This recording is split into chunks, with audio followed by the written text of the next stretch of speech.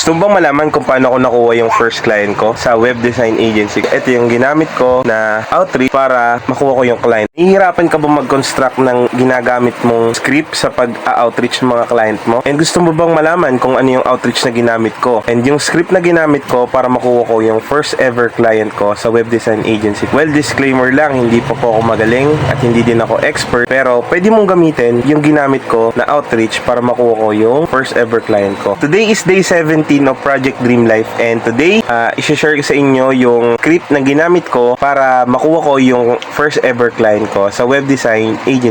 Basically, ganito lang yung ginawa ko. First is greetings. Then next, tinanong ko kung open yung business nila. Then nag-offer ako straight to the point ng service na kaya kong i-offer. Then message me back. Then yun, nung nag-message sila, nag-reply lang ako. Ninakasan ko lang talaga yung loob ko.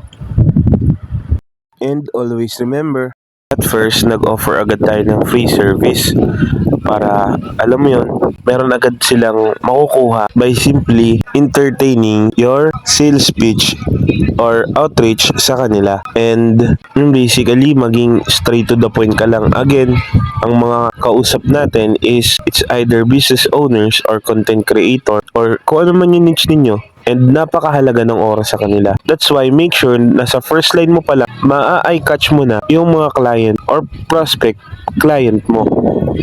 You can also use email template para na sa ganun, mas ma-eye catch mo yung mga client mo to send your proposal and previous works. Sana may natutunan kayo. And yun, sana makatulong. Hopefully, sa mga katulad ko na nag-freelance and naghahanap ng client. Hopefully, by this month, makapag-close na tayo ng client. Yun lang, lakasan lang natin yung loob natin at huwag magpapadala sa pagsubok. May times talaga na mahina or may times na mahirap makakuha ng client. Pero soon, kapag may client ka na, do your best. And niniwala ako, dadami yung mga client mo through referral dahil sa magandang gawa mo. And ayun lang, hopefully nakatulong. Maraming salamat sa panonood. Thank you for watching. Follow for day 18.